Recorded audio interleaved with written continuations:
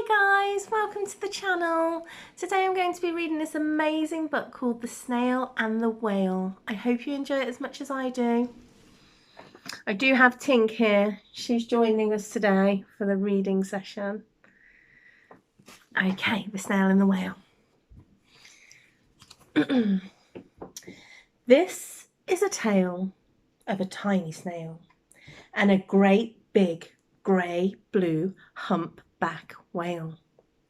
This is a rock as black as soot, and this is a snail with an itchy foot. The sea snail slithered all over the rock and gazed at the sea and the ships in the dock.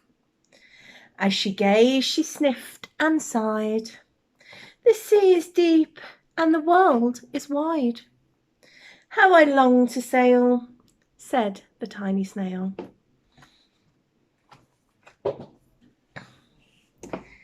These are the other snails in the flock, who all stuck tight to the smooth black rock, and said to the snail with the itchy foot, "Be quiet, don't wriggle, sit still, stay put." But the tiny sea snail sighed and sniffed, then cried, "I've got it, I'll hitch a lift."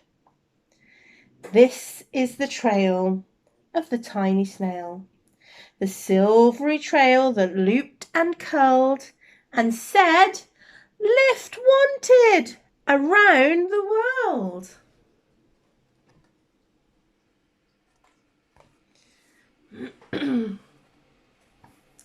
This is the whale who came one night when the tide was high and the stars were bright, and the humpback whale immensely long, who sang to the snail a wonderful song of shimmering ice and coral caves and shooting stars and enormous waves.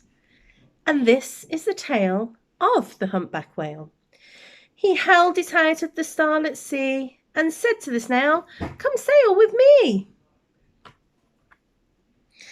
This is the sea, so wild and free, that carried the whale and the snail on his tail to the towering icebergs and far-off lands, with fiery mountains and golden sands.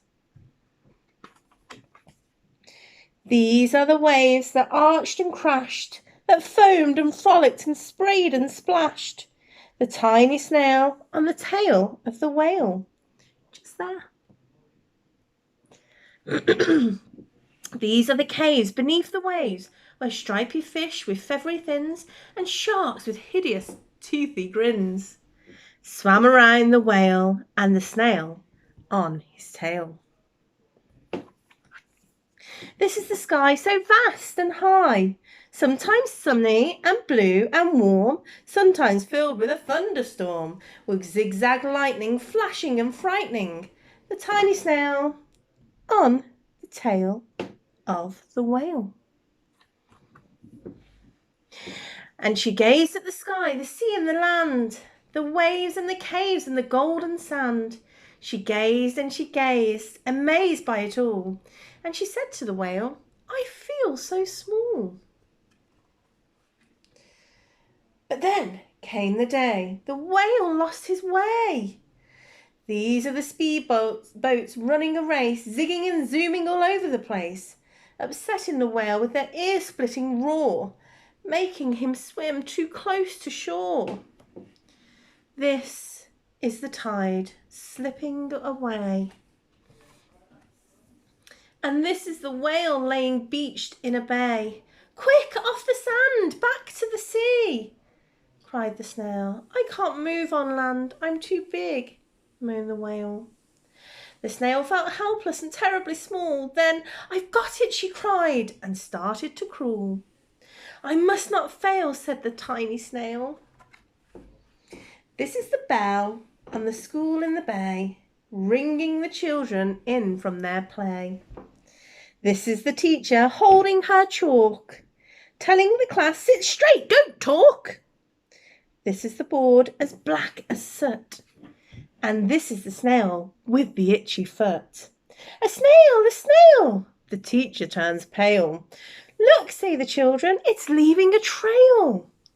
This is the trail of the tiny snail, a silvery trail saying, save the whale.